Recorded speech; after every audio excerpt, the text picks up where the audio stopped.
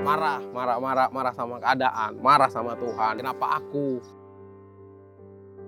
Awalnya saya sempat mengatakan kepada dokter ya, janganlah dok, karena kalau diamputasi saya ngapain setelah ini? Kok tangan ini nggak bisa digerakin dan juga nggak ada rasanya. Dipaksa gerak pun nggak mau kan. Wah gitu, kok bisa? Nah, ngelihat ekspresi orang kayak gitu yang saya nggak kuat lagi. Makanya saya lebih milih nggak bertemu sama siapa-siapa. Akhirnya ya mencoba berdamai dengan diri saya sendiri.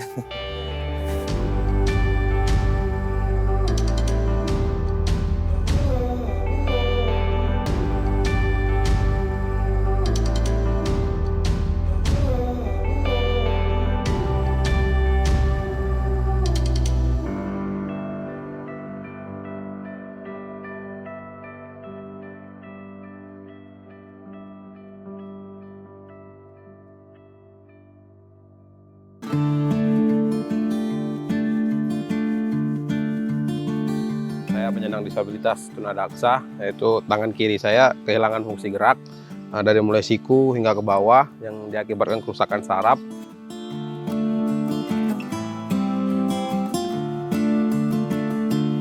Kejadiannya jam 3 subuh 2017, tepatnya bulan April, balik dari touring. Saya yang dibonceng, teman yang bawa motor dibawa ke rumah sakit, dan teman saya yang bawa motor meninggal loh. Sampai di rumah sakit daerah waktu itu pertama kali divonis cuman patah tulang. Saya operasi, pasang pen di sini 3. Setelah beberapa hari di rumah kok ngerasa ada yang janggal, ada yang aneh. Tangan ini kok nggak bisa diapa-apain, nggak berasa. Karena waktu awal semuanya itu nggak bisa digerakin. Dari mulai bahu sampai ke jari nggak bisa digerakin. Coba diangkat, dicubit, nggak berasa juga. Dipaksa gerak pun nggak mau kan. Setelah 2 minggu operasi kembali ke rumah sakit, dikonsul ke rehab medik. Akhirnya memang kata dokter rehabnya kemungkinan besar ini memang terkena saraf. Jadi saraf yang mengirimkan perintah dari otak itu yang kena.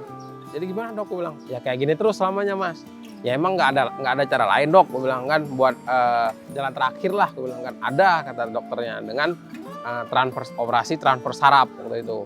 Ngambil dari saraf kaki sepanjang 20 cm dipindahin ke bahu dan diambil lagi satu saraf pernapasan itu dipindahin ke daerah lengan sini. Itu untuk buat siku. Kalau untuk jari-jari itu mustahil dan paling susah untuk dikembalikan. Setelah operasi, pemulihan segala macam, udah mulai capek dan juga kayaknya yang berhasil cuman bahu doang, sikunya nggak terlalu berhasil. Ya udah minta pulang ke Bangka. Dan setelah tahu bahwa ada kerusakan sarafnya 1 bulan pertama itu nggak pernah tidur bang.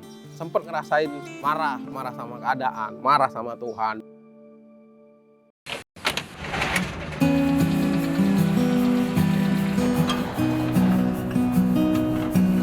Jadi waktu itu saya lagi kerjanya di pencucian mobil. Udah sore, pencucian saya itu udah tutup. Ada teman yang datang ke saya dan teman itu dia pindah kosan, pindah rumah. Akhirnya saya bantuin. Pas begitu datang nyampe di kosannya, kita prepare barang, susun barang semuanya. Saya naik ke lantai 3, lantai atas. Ya niatnya ya buat santai-santai aja ke lantai atas itu. Cuman pas di lantai atas itu ternyata kabelnya dekat. Nah, pada saat itu saya kecapean, saya ngangkat tangan, gitu. Jadi pas karena saya basah habis nyuci mobil ya udah, tangan saya lengket di listrik itu. Dan setelah itu saya dibawa ke rumah sakit, nyampe di rumah sakit, diperiksa, dicek sama dokter dan akhirnya seminggu setelah itu dokter mengatakan kalau tangan saya sudah nggak bisa dan harus diamputasi.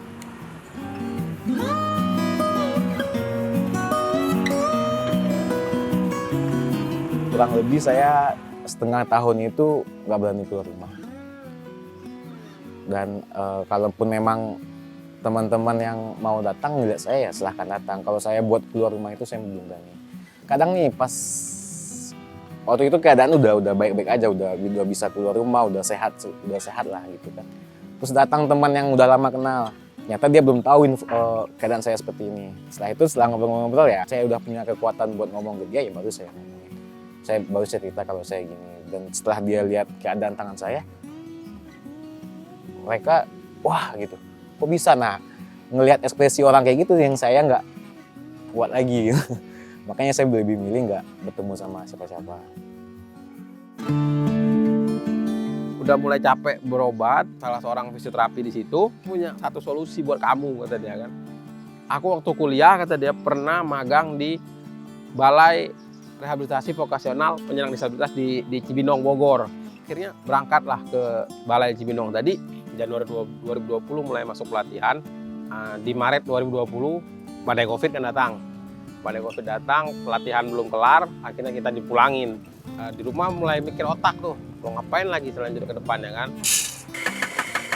Memang saya udah tahu bahwa ada Kitorato, dan Kitorato ini beberapa foundernya itu memang teman-teman alumni semua dari Balai. Beraniin diri ngobrol sama Randy.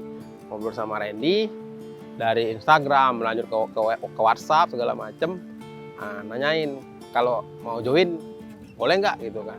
Dan kebetulan waktu itu kata Randy, kebetulan kita memang lagi butuh beberapa tim lagi, Man. Udah datang aja. Udah akhirnya datanglah Agustus 2020 aku datang ke sini. Dan alhamdulillah semua keluarga Kitorato tadi menerima dengan baik. Saya yang nggak punya basic kopi segala macam, sama-sama kita belajar di sini. Dan alhamdulillah sampai sekarang udah jadi business owner di kedai Inspirasi 2 ini.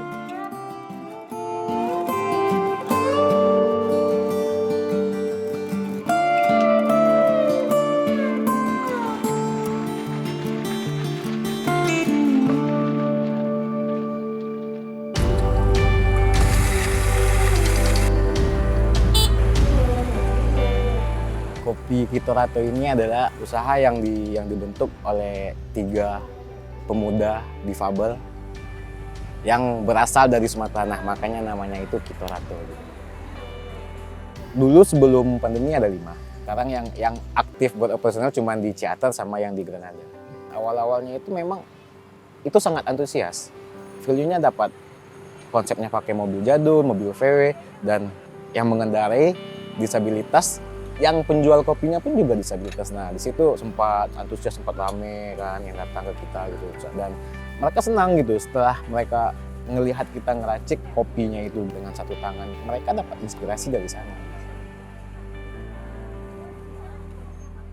Yang pasti kita belum puas sampai di sini. Kita ya selalu akan mencoba untuk tidak cuma Kitorato. Insya Allah kita kedepannya juga akan menciptakan brand-brand lainnya. Ya kayak seperti sablon baju, tekstil kayak gitu. Nah. Dan kalau di Kitoratonya itu, sayanya itu, mimpinya itu pasti ingin membesarkan Kitorato ini.